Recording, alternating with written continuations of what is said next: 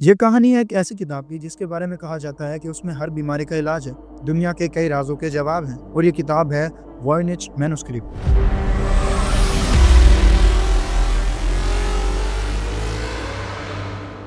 आखिर किसने लिखी है ये किताब? क्यों लिखी है ये किताब और आखिर किस ज़ुबान में लिखी गई है कि दुनिया के सबसे इंटेलिजेंट कंप्यूटर्स तक इस किताब को डिकोड नहीं कर सके। कहानी शुरू होती है 1912 फ्रास्केटी, इटली में। एक Polish American book seller Wilfred Voynich ने जेसुइट कॉलेज में बुक खरीदने का फैसला किया। विल्फ्रेड वाइनेस को रेयर्स किताबें खरीदने और बेचने का शौक था और इसके साथ साथ जेसुइट कॉलेज को भी उस टाइम पैसों की जरूरत थी, इसलिए उन्होंने फैसला किया कि वो अपनी कुछ बुक्स को विल्फ्रेड को बेच देंगे। इसीलिए विल्फ्रेड उस कॉलेज में गए और वहाँ बुक्स ढूंढने लगे। तभी लाइब्रेरी में घूमते घूमते उनकी नजर एक ऐसी बुक पर जाती है जो बिना कवर की थी और बकरे के चमड़े से सिली हुई थी। जब विल्फ्रेड वाइनेस ने उस बुक को खोला तो उसमें हमारे सोलर सिस्टम और हाइब्रिड प्लांट्स, जिनके ऊपर फलों की जगह पर इंसान बने हुए थे, और कुछ ऐसी इलिस्ट्रेशंस, तस्वीरें बनी हुई थी जिनका रियलिटी से कोई वास्ता ही नहीं था। और ये भी नहीं पता चल रहा था कि आखिर ये किताब किस लैंग्वेज में लिखी गई है। और ये बात बहुत मायने रखती है क्योंकि विल्फ्रेड वाइनेस 5 से भी ज्यादा जुबानें लिखने और बोलने में माहिर थे और इसके साथ साथ 15 जुबानें समझ सकते थे क्योंकि वो रशिया के काफी अच्छे घराने से थे और टॉप यूनिवर्सिटी से पढ़े हुए थे। और इसके साथ साथ एक दफा जेल भी गए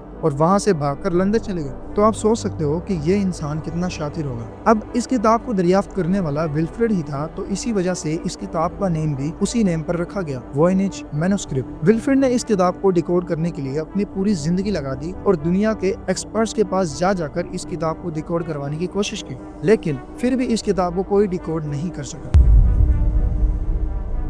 अब जब ये किताब किसी से डिकोड नहीं हो सकी तो उन्हें अपनी रिसर्च के मुताबिक लगा कि ये किताब रोजर बेकन ने लिखी है। रोजर बेकन आज की डेट में बहुत ज्यादा रिस्पेक्टेड केमिस्ट थे और यही है वो जिन्होंने यूरोप को गन पाउडर का फार्मूला दिया था। लेकिन मसला यहाँ ये था कि जब उस जमाने में वो साइंस एक्सपेरिमेंट्स किया करते थे, उस टाइम पर चर्च के रूल्स के खिलाफ था एक्सपेरिमेंट करना, मगर वो अपने एक्सपेरिमेंट से बाज नहीं आए और आखिर उनको जेल में डाल दिया गया। मगर फिर भी कुछ लोग उनके एक्सपेरिमेंट्स को जारी रखना चाहते थे, इसलिए जेल में ही उन्हें एक्सपेरिमेंट्स की चीजें दी जाती और कहा जाता है कि उन्होंने वहीं पर ये किताब कोर्स में लिखी ताकि उनके अलावा इस किताब को कोई पढ़ ना सके और इसी वजह से आज तक इस किताब को कोई डिकोड नहीं कर सका। अब जब वाइनेस भी इस किताब को डिकोड नहीं कर पाए थे तो इसका कोई फायदा नहीं था, लेकिन वाइनेस को एक लेटर मिला था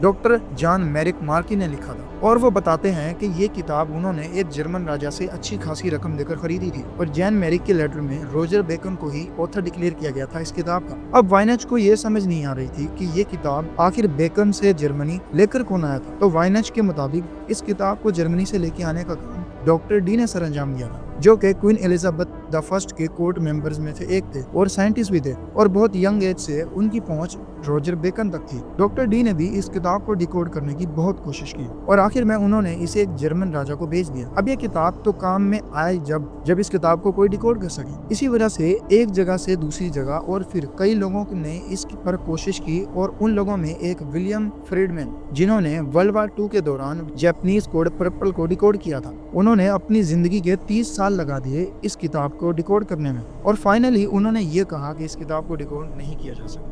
अब 1930 में वॉयनेस की मौत हो जाती है और ये किताब उनकी वाइफ के पास चली जाती है और उनकी भी 30 साल बाद डेथ हो जाती है और ये किताब येल यूनिवर्सिटी में पहुंचती है और आज भी ये किताब उसी यूनिवर्सिटी में मौजूद है। अब जैसे जैसे टेक्नोलॉजी और इंटरनेट का दौर आया तो उस यूनिवर्सिटी ने इसकी पिक्स ली और इंटरनेट पर अपलोड कर दी और धीरे धीरे ये किताब पूरी दुनिया में फेमस हो गई और कई लाखों लोग लग गए इस किताब को डिकोड करने में। आखिर में 2009 में यूनिवर्सिटी ऑफ एरिजोना से एक कमाल की खबर आई कि रिसर्चर्स का कहना था कि इस किताब की कार्डिन डेटिंग की जाएगी ताकि पता चल सके कि ये किताब कितने साल पुरानी है और इससे ये भी पता चल सकेगा कि उस जमाने में कौन कौन से लोग थे जो इस तरह की रिसर्च किया करते थे। इससे पता लगाने में आसानी होगी कि इसका राइटर कौन हो सकता है। जब कार्बन डेटिंग का रिजल्ट सामने आया तो पता चला कि ये किताब 13वीं सेंचुरी की नहीं बल्कि 15वीं सेंचुरी की है, जिससे ये बात तो साबित हो गई कि ये किताब रोजर बेकन ने तो नहीं लिखी और इसके साथ साथ जो थ्योरीज दी जा रही थी वो सब भी फेल हो गई और घूम फिर कर कहानी उसी बात पर अटक गई कि आखिर ये किताब लिखी किसने है। मगर इस बात से रिसर्चर्स को एक आसानी तो हो गई कि ये किताब 15वीं सेंचुरी की है और फिर से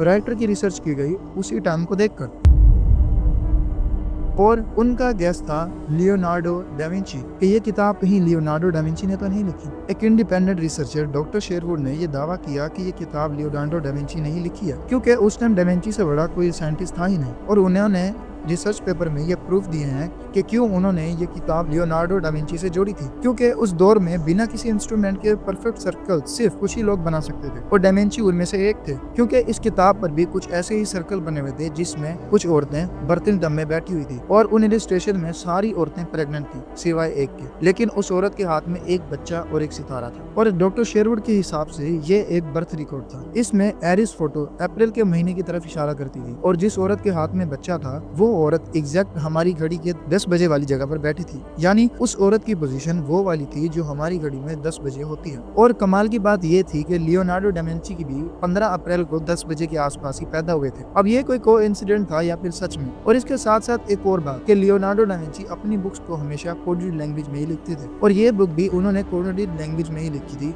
जिसको डिकोड करना इम्पॉसिबल था। अब 2016 में कनाडा की एक यूनिवर्सिटी के प्रोफेसर ग्रेग कोंड्रेक की और एआई की हेल्प की मदद से एक ऐसा कंप्यूटर डेवलप किया गया जिससे दुनिया की हर लैंग्वेज जीत जाए और वो उसका मतलब और उसे डिकोड भी कर सके। इसी वजह से एक ऐसा कंप्यूटर तैयार किया गया और उस कंप्यूटर में दुनिया की हर मैन्युस्क्रिप्ट का डाटा डाला गया ताकि वो इस मैन्युस्क्रिप्ट की दूसरों के साथ लैंग्वेज को कॉपी करके रिजल्ट दे सके। और क्योंकि कंप्यूटर इंसानी दिमाग से काफी तेज होता है इसलिए रिसर्चर्स को बहुत उम्मीद थी कि अब रिजल्ट जरूर मिल जाए, लेकिन कई हफ्तों बाद जवाब मिला कंप्यूटर भी इसको डिकोड नहीं कर सका और बल्कि कंप्यूटर ने ये कहा कि ये एक लैंग्वेज ही नहीं है बल्कि ये एक अल्फाग्राम है। अल्फाग्राम का मतलब ये होता है जिसके अंदर हम अल्फाज को जंबल वर्ड्स में लिखते हैं, यानी कि कैट की जगह को एक्ट लिखा जाता है। और मजे की बात यह है कि एक्ट के भी आगे कई जंबल वर्ड्स बनते हैं जिसकी वजह से इसको सोल्व करना बहुत ज्यादा मुश्किल था। जैसा कि आपने एक अल्फाज का मतलब निकाल लिया और उसके बाद दूसरे का, लेकिन इसके बाद अगर दोनों लफ्ज आपस में मैच ना हुए तो आपको फिर से दोबारा से रिसर्च करनी पड़ती और इसी वजह से रिसर्चर्स ने दोबारा हार मान ली। अब 2017 में एक जर्मन इजिप्शियन आर्कियोलॉजिस्ट 3 साल इस किताब पर रिसर्च की और 2020 में अपना रिसर्च पेपर पब्लिश किया और उन्होंने इस किताब के कई पैराग्राफ्स को डिकोड कर लिया। उनके हिसाब से ये किताब एक प्रोफेसी बताने वाली किताब थी, यानी इस किताब का मतलब था कि फ्यूचर में क्या होने वाला है। लेकिन कुछ रिसर्चर्स का मानना था कि इसको लेकर जो हमारी सोच है कि ये एक अल्फाग्राम है, ऐसा हो ही ना। हो सकता है ये एक ऐसी लैंग्वेज हो जिसको इंसानों ने कभी बोला ही नहीं था, बल्कि हो सकता है कि इंसानों के जरिए इस किताब को लिखवाया गया हो, जैसा कि द ग्रेट कोडेक्स गीगा की बात की जाती है। हो सकता है इस किताब को भी किसी ने इंसानों को काबू में करके फिर लिखवाया, कि हो सकता है ये किताब इंसानों ने नहीं बल्कि एलियंस ने लिखी हो। एक और शब्द से सामने आते हैं जिनका नाम था एरिच वॉन डेकिन, जिन्होंने टाइम ट्रेवल डिवाइस एंटीकथीरा को भी डिकोड किया था जिसको कोई भी डिकोड नहीं कर सकता था और उसे एक एलियन डिवाइस बताया था।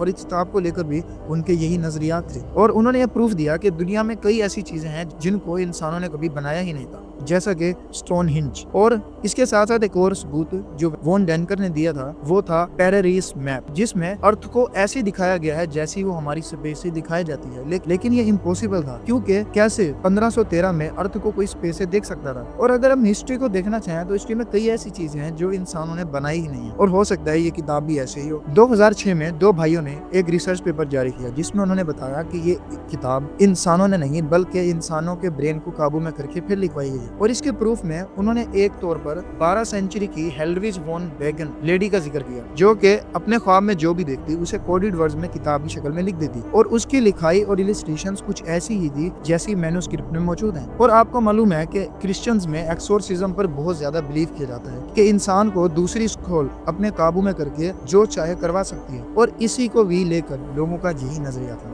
लेकिन कुछ रिसर्चर्स ये भी मानते हैं कि ये किताब किसी समझदार इंसान ने नहीं बल्कि किसी पागल ने लिखकर ऐसे ही छोड़ दिया। और इसकी सबसे सिंपल थ्योरी यही थी कि इस किताब को देखो और आके बंद कर लो। लेकिन रिसर्चर्स कहाँ चुप रहते हैं और आज भी लोग इस पे लगे हुए हैं इसको डिकोड करने में, लेकिन कोई भी इस किताब को डिकोड नहीं कर सका। जितनी रिसर्च मैंने इसके बारे में करी है मुझे तो वाकई लगता है कि ये एक किताब है और अभी हम इसको डिकोड करने के काबिल नहीं हुए, लेकिन जब भी हमने इसे डिकोड कर लिया उस दिन हमारी दुनिया के कई राज खुलेंगे। लेकिन आप लोग कमेंट्स में जरूर बताएं कि आपको क्या लगता है कि ये किताब किसी इंसान ने लिखी है या फिर किसी एलियन ने। अगर वीडियो इन्फॉर्मेटिव लगी है तो वीडियो को लाइक करें और चैनल को सब्सक्राइब करना ना भूलें। मिलते हैं अगली वीडियो में, तब तक के लिए अल्लाह हाफिज़।